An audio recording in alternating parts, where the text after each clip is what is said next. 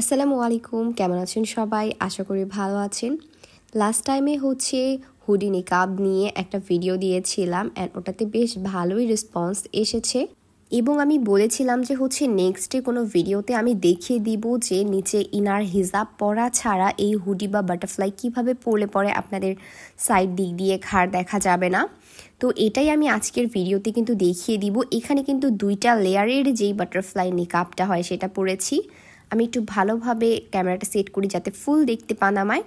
তো এই আমার বাটারফ্লাই নিকাবের সামনে 2টা লেয়ার দেয়া আছে এবং আমি নিচে কিন্তু কোনো ধরনের ইনার হিজাব পরি নাই, একেবারেই শুধু ইনার ক্যাপের উপরেই এটা পরে ফেলেছি, কারণ এটা একেবারেই চুলের উপরে থাকবে না, কারণ এটা রাবার সিস্টেমের। তাছাড়াও শুধু চুলের উপরে এগুলো অনেক সিল্কি হয়ে থাকে, যার কারণে থাকে না এই যে রাবার দেয়া যে বাটারফ্লাইটা সেটা।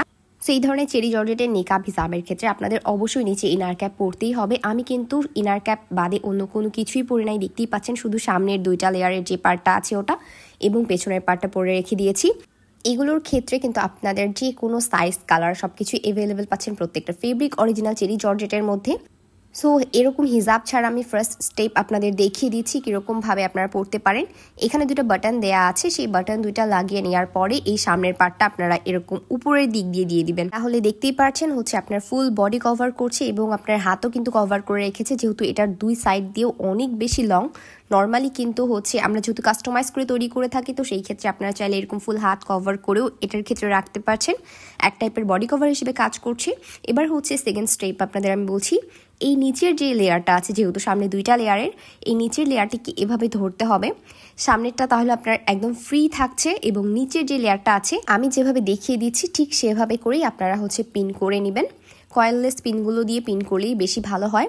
তো সেই ক্ষেত্রে এরকমভাবে পেছনের দিকে একটু পেছনের দিকে নিয়ে গিয়ে দেন পিনটা করবেন, যাতে করে আপনার ঘাড় দেখা না যায়। আমি একটু কাছে থেকেও আপনাদের দেখিয়ে দিব, এরকম পেছনের দিকে গিয়ে পিনটা করে ফেলবেন।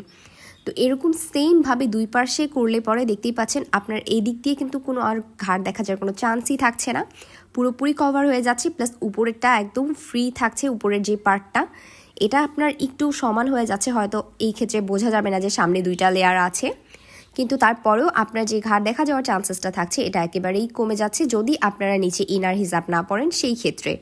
যেহেতু এখন অনেক বেশি গরম, আর আমি প্রথমে যেটা দেখিয়ে দিলাম স্টেপ সেরকম ফলো করে যদি আপনারা বডি কভার করে পড়তে চান সেই ক্ষেত্রে তো পরলেনই, আর কেউ যদি এরকম যে পেছনের দিকে ছেড়ে দিয়ে পড়বেন সেই ক্ষেত্রে এটা একটু ফলো করতে পারেন, তাহলে আর আপনাদের কোনো প্রবলেম থাকছে না।